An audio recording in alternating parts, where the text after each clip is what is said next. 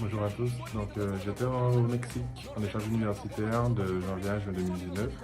Et en tant que fan de foot, je voulais absolument aller voir un match dans la ville dans laquelle j'étais, Monterrey.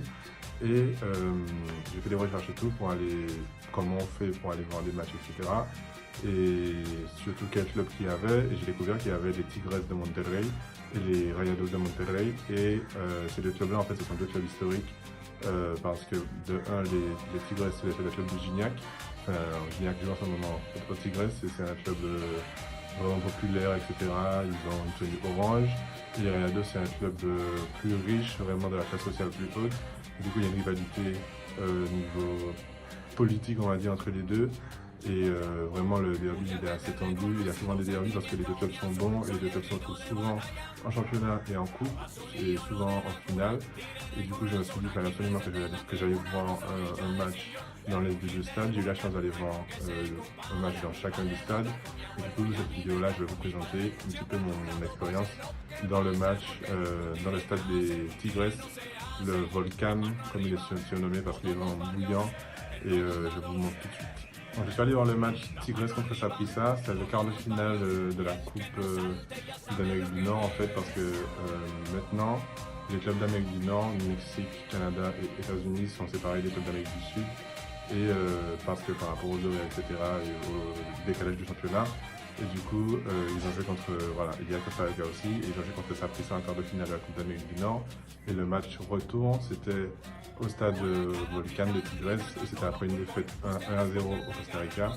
Et durant ce match-là, ils ont gagné 5-1, et vraiment, c'était super brillant. Donc pour se procurer de place, c'est pas facile, parce que vraiment, il faut être un Mexicain. En fait, il faut être Mexicain pour avoir un abonnement pour le championnat, et en fait, cet abonnement-là va te permettre de pouvoir aller dans des matchs pour la Coupe du Mexique et pour la Coupe d'Amérique du Nord. Et du coup, j'avais un pote que j'ai rencontré en soirée qui m'a donné des places. Donc mon pote mexicain m'a passé de l'abonnement de son frère. Il faut savoir qu'un match comme ça, c'est genre 40 euros, c'est quand même cher. Et on était genre en latéral. L'arrivée au stade, elle est vraiment compliquée parce que c'est un stade de 55 000 personnes. Donc, t'as un métro, et vraiment dans le métro c'est chaud bouillant, etc. T'as tout le monde avec les. Enfin, vraiment, en fait, dans le stade, c'est pas comme en Europe où t'as vraiment que le virage qui chante. Là, c'est tout le monde qui participe. Sauf que dans ce stade-là, en fait, t'as vraiment des, je sais pas, des ultras, des fanatiques vraiment qui sont dans le cœur du virage, dans les drapeaux, les écharpes, les longs rubans là. Chez les Tigres, c'est orangé et bleu.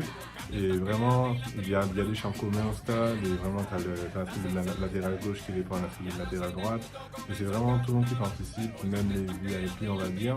Et c'est ce que je trouve intéressant parce que moi, j'étais en latéral, je ne connaissais pas vraiment les champs du virage. Et il y avait certains champs, c'est vraiment tout le monde. Moi, j'ai pris vraiment le Uber parce que c'est pas cher et c'est plus rapide que le métro parce que le métro est tellement blindé que je suis passé ralenti, etc. Et arrivé à 1 km du stade, t'as tellement de voitures que le Uber n'avance plus et t'es obligé de prendre le reste à pied, donc très à pied et tout. Il y a des gens qui te parlent, qui te disent oh, tu viens d'où, etc. Tu parles avec les gens, tu fais connaissance et tout. Et devant la porte du stade, vraiment, t'as 10 000 portes, t'as 10 000 personnes, c'est hyper mal organisé. L'accueil est immense et c'est impressionnant vraiment comment les gens chantent partout autour du stade. Et vraiment, c'est pas trop dangereux, sincèrement. J'ai pas vu trop de police, etc. Mais en fait, comme il y avait peut-être 500 Costa-Ricains, les Costa-Ricains, c'est pas des mecs chauds bouillants, il n'y avait pas vraiment de violence, etc. Tu rentres dans le stade et t'as les bières et tout qui sont pas chères, etc. J'ai fait plein de photos et tout, des vidéos. Tout le monde me regardait parce que j'avais l'ami de Marseille. Et comme Gignac, en fait, il jouait à l'Olympique de Marseille, etc. Tout le monde me regardait par rapport à ça. Il m'a demandé ouais, tu fais quoi avec ça, etc. Il faisait des photos avec moi. Vraiment, tu es considéré, on va dire, comme un roi parce que tu es étranger. Tu as le maillot de Gignac, tu as le maillot Marseille de Gignac. Et puis, sincèrement, c'est énorme. Ce qui est vraiment le plus impressionnant en fait dans le stade, dans ce stade-là, je sais pas si c'est comme ça un peu le stade d'Amérique du Sud, mais ce stade-là, en fait, les fans, enfin vraiment les ultras, on va dire, le quart de virage, la moitié de virage, pendant 90 minutes, ils chantent. Et c'est pas vraiment des chants, genre vraiment des chants d'encouragement, c'est des chants, genre des chansons comme des chansons de Pharrell Williams ou des chansons de 2 Chainz ou je sais pas moi, des chansons de Jules par exemple. Bon, c'est pas un très bon exemple, mais voilà. Et c'est des chansons qui racontent une histoire, qui parlent je sais pas moi, du derby, qui parlent de la tuerie de je ne sais trop quoi, qui parlent de quand il y a eu un but. Et ils chantent, ils chantent, ils chantent, ils chantent, et c'est pas des allez, allez, allez, ou des insultes, etc. Et pendant 90 minutes, ça chante et il n'y a pas vraiment. Peut-être 2 secondes où le capot il lance un chant, mais c'est pendant 90 minutes, ça chante, ça chante, ça chante. Et à la fin du match, genre, les 5 dernières minutes, vraiment tout le stade qui reprend au cœur. Et c'est archi impressionnant. Après, au niveau des décibels, voilà, c'est pas comme en Europe où vraiment, c'est pas peut-être comme en Turquie, où c'est vraiment t'as des décibels, ça peut peut-être les oreilles. C'est vraiment beau à entendre et ça donne une belle atmosphère, mais c'est pas un truc qui donne une pression, etc. Et vraiment, ils ne citent quasiment jamais l'adversaire. Ils chantent que pour leur équipe, etc.